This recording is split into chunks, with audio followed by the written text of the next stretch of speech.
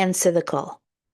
You are being called right now to step up and answer the call of your heart.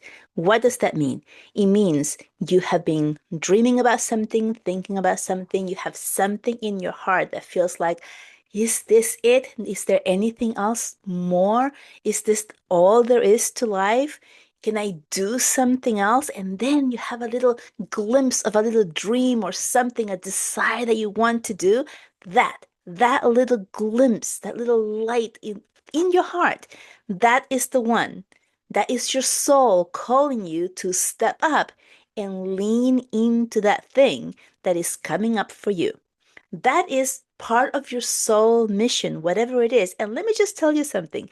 It doesn't have to be something grand, like I'm gonna quit my job and go travel the world, because I know a lot of us might think that that's what we want to do. And then we stop ourselves because, like, well, how will I do that? Well, how am I going to pay the bills? How am I going to pay for the things? What about everything and everyone who depends on me doing the things that I do? And all of these buts and I can't, ideas and thoughts are going to flood your being, and then you're not going to do anything. That little glimpse of there's something else there. What is it? If you have no idea what it is, but you just have that constant, like, what else is there? And you may be feeling like sad or depressed because it's like I'm doing the same thing over and over, but like I feel there's something else. I just don't know what it is.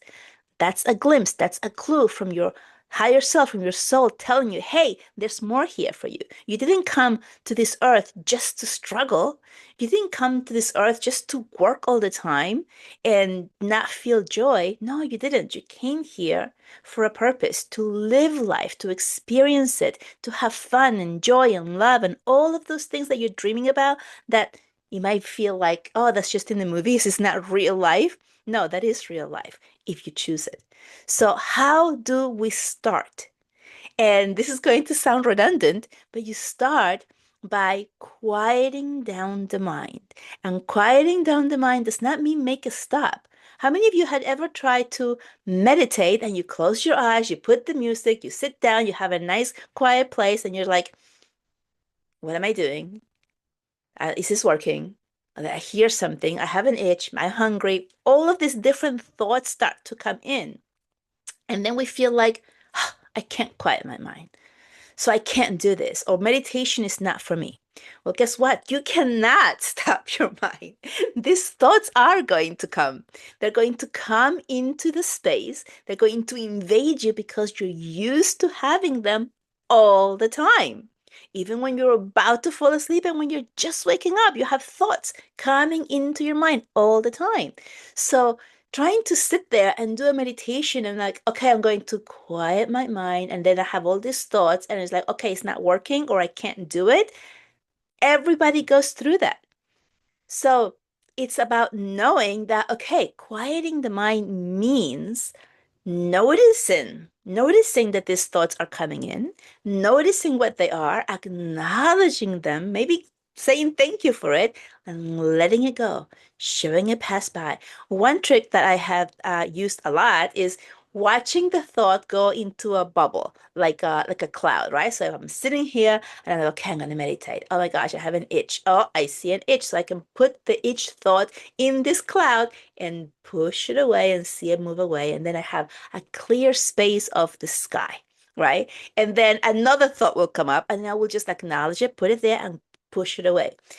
And you can do this the whole entire time if that's what happens for you. It's okay because it's about being aware of what's happening for you, acknowledging that is happening for you, not judging it that is right or wrong, just allowing it to be, and then giving it a place to go, like sending it away, and then maybe just seeing that clear blue sky again in your third eye, in your mind's eye, seeing that, and then allowing it everything to happen. And what you're going to notice is a couple of things. Number one, is that you are being present. You are forcing yourself to be present with each thought. You're acknowledging it. You're like, okay, I'm thinking this. I'm going to put it in the cloud. I'm going to push it away. You're being present. You're thinking about exactly what's happening in that moment.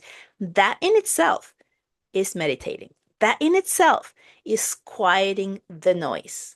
Because when we're not paying attention to it, when we're like having thoughts here, there, all of these things happening at once, and you're just kind of like, I don't know, it's because your mind is going in every direction. You're not paying attention to any of them. You're just aware that there's just so many thoughts, so many things going on at the same time. The itch over here, the grumbling of my stomach, the dog barking, the car horn outside your house or apartment, right? All of these things happening at once, and you're just like, oh, it's bothering me. I can't concentrate. But no, you give it space. You're like, okay, oh, I have an itch. Okay, there's an itch. I'm scratching. Thank you. I'm sending the word itch away on this cloud, and I can see clear sky. And then, oh, something else. It's okay. You're being present in that moment, and that is going to bring you to a place of being present and quieting your mind for that moment, right? Even if it's that split of a second, that is part of getting to the next level. The more you do this, the more you become aware of what you're doing and how the thoughts come in and sending them away, you're going to notice that the time that you spend in having pushed that cloud with that thought and seeing the blue sky for a couple of seconds will begin to increase, if just slightly. And it varies from day to day because it varies upon what's happening in your life, whether you're having a very stressful day or you're expecting something, you have a lot of deadlines versus a day when you're like, oh, I have time to chill, and then you have less things going on, right? So it just depends on your day, and there's no right or wrong, and there's no better or worse. It's just is. So when you start to feel this way and you begin to see and notice that the little space in between when you get to see the blue sky in your mind's eye, because you have pushed one cloud and that little space begins to grow slightly, that is you quieting your mind. That is all it is. And it doesn't have to remain there for a long time. It's just remains there for as long as it is for you. As you continue the practice, you may find yourself sometimes where you have sent the cloud away with the thoughts, seen the blue sky, and all of a sudden you're somewhere else. You're transported to a place where, like, you don't even know what happened, or you're falling asleep, or you have lost consciousness for a few seconds where you're like, oh, did I just fall asleep? Where did I go? And those are little clues that you're really getting that you're really making that connection. Like, oh, wait a second. For a moment there, I forgot that I was in this body, or I left my body and I just felt light, or I didn't feel the heaviness of my physical body. So these are little clues that you are making different connections on a deeper level, and again, it doesn't matter. It doesn't matter if it was a split second or a few minutes, or if you just completely fall asleep. A lot of people do fall asleep once they start getting into that space because they're allowing themselves to release all of the thoughts, and they're in this place of bliss. Okay. So as you begin to feel into this space and to realize that, oh, I can do that. Oh, it's okay. Oh, I'm normal. Other people go through the same stuff.